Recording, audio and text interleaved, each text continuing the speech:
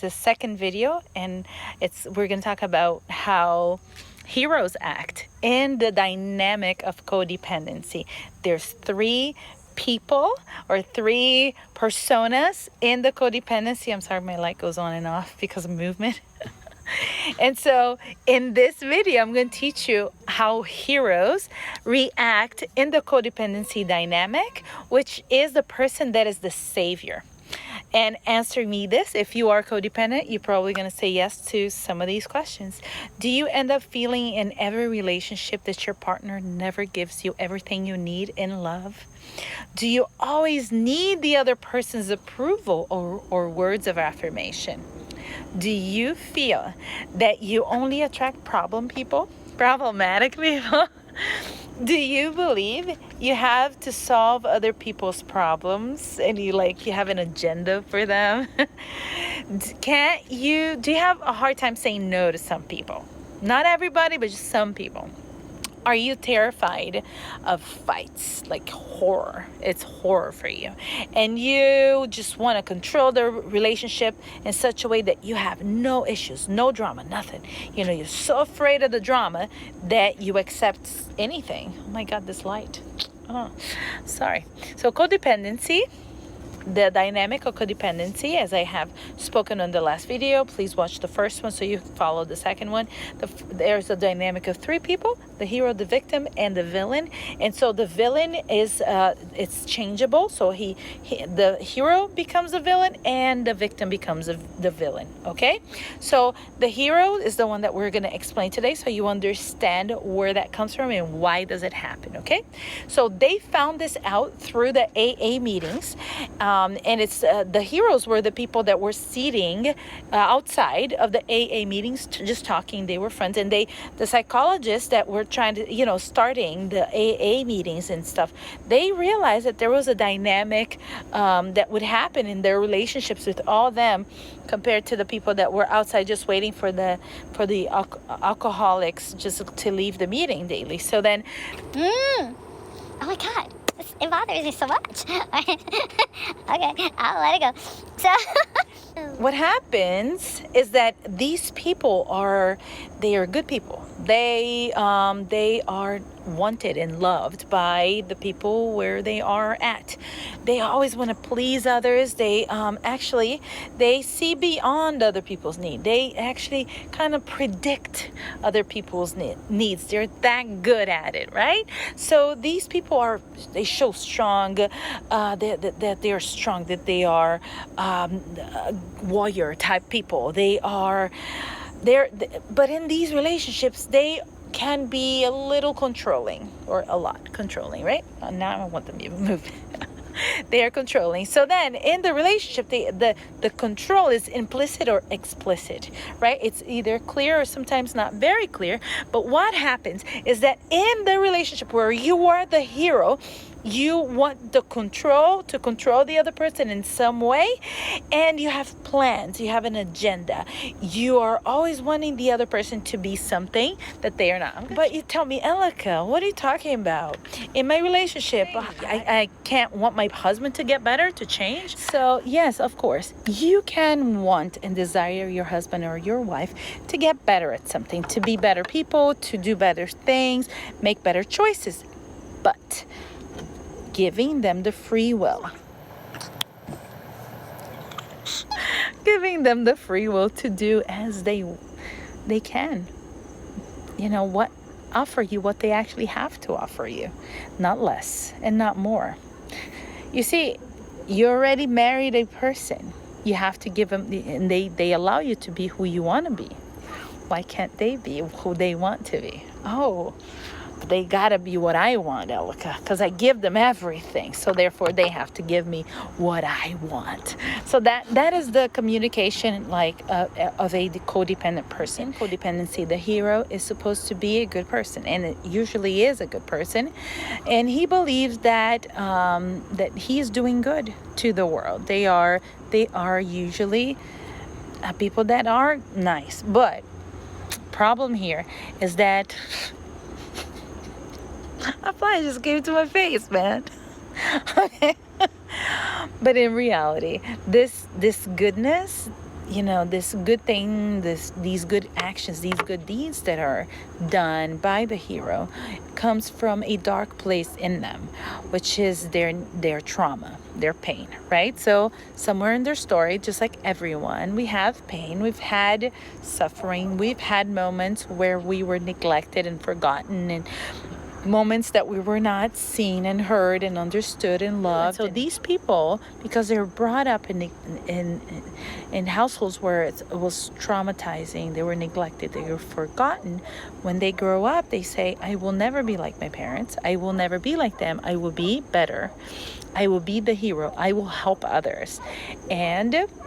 But this comes from a painful place. It doesn't come from a genuine place, because genuine love does not require things. Genuine love does not say, after all I did for you, to you, how can you not do this for me? This act of love comes from a rejection place, or from their shadows, right? Their pain, okay? And we all have pain. So if you think you don't have pain, if you believe that you have no fragilities, nothing, then you're in denial. Because everybody does, okay? And you also do. Everybody does, okay? So the hero is that kind of person that will have a hard time accepting that they have pain, that they can be weak, that they have moments of taking out their armor and just be real. They say, I won't be fragile, I will not show my vulnerability, I will be strong. And they deny that part of themselves that is weak, that can be fragile and hurt, right?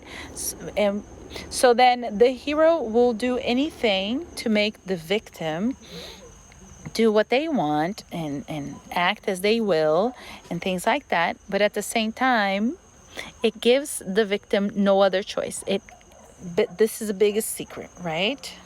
Biggest secret in codependency, the hero part, is that the codependent person, they are not actually relating to the victim. They are actually relating to their shadows, their pain, right? Their needs.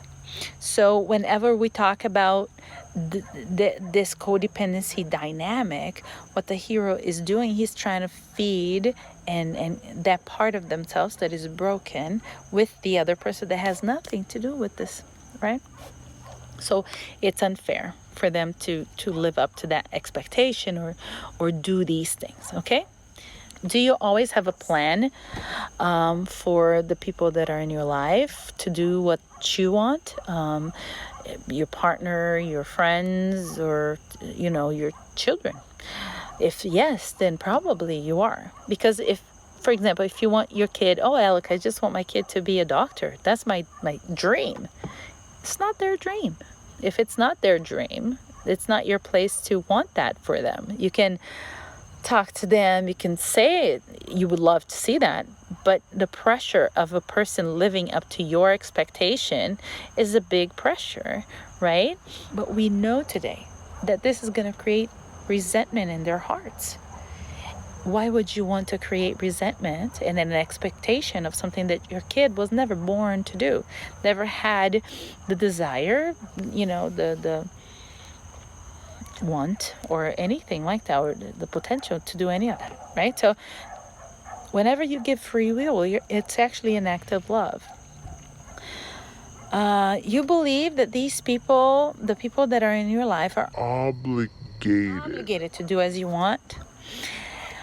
And if you think so, then you probably are codependent. So this feeling of control, of taking the person's individuality, desire, and giving people no voice, taking their voice away from them, and this is codependency. There are two places where the codependency relationship dynamic stops.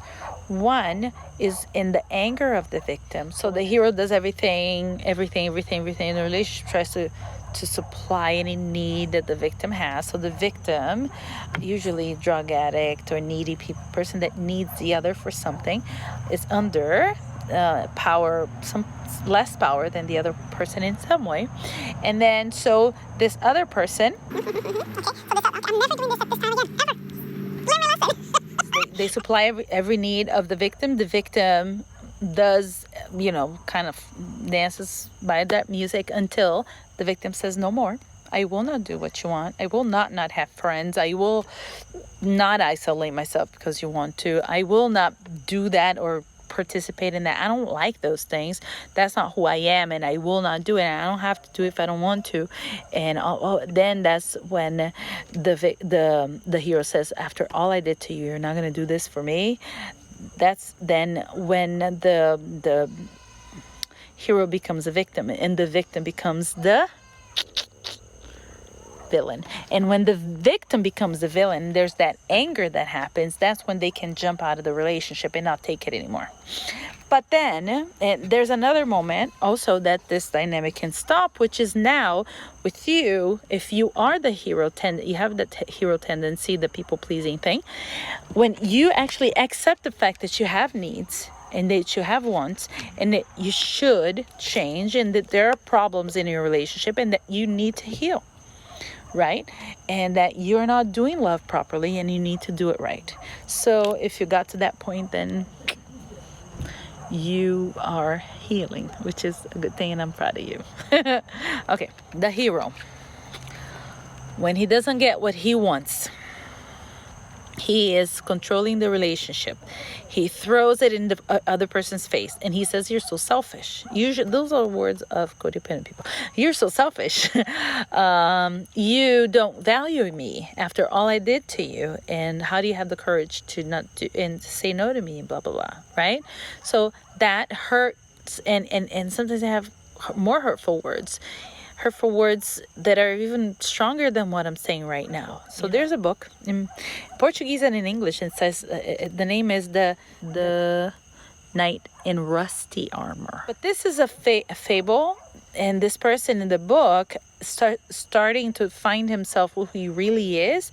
But in this, he finds out that he's not his armor. He actually is something else that he's not really showing other people, and he has a hard time taking out that armor. He can't come out of that armor, and that's it. And it's actually a fable of who we are. If you are the hero person, you have this tendency of showing other people that you're so strong and you're all that, but at the same time we have fragilities, we have needs, we have these moments where we just need other people. And sometimes life brings you to these moments where you say, I can't do this alone. I can't, right? But there are moments where you have to come to the realization that you are showing other people something that you're really not. Look inside and see what we are all about, what we really need, and how can we heal. Galatians 1:10 says, am I now seeking the favor of men or of God? Or are you looking to please men? If I'm still pleasing men, I would not be a servant of God. So therefore, if you do things to help others, which is always good and we want that, do it for God. Do it like you're doing it for the Lord and not expecting anything bad. Thank you for the heart. Thank you. That's amazing. 1 John 4:18 says, in love there's no fear, but perfect love casts out all fear. Now fear produces torment. So the one who fears is not perfected in love. That is not love. So fear is the opposite of love. People think that hate is the opposite of love, but I believe fear is the opposite of love. If love casts away all fear, that means that it's the opposite, because it takes the safety out of the relationship. It puts manipulation, and if you do this in your relationship, if you create fear in the other person, I'm leaving if you don't do this, I am not going to give you this if you don't do that, then that's not love. That's not healthy. It's manipulation, right? If we love God, we want to follow him and do the things that he is teaching us, right? We're becoming more like him daily if we want to, if we desire to. Then we need to give other people space to be who they want to be, and love in the way that they can love and provide the love that they have in the manner that they actually are able to do so. Thanks for staying with me till the end.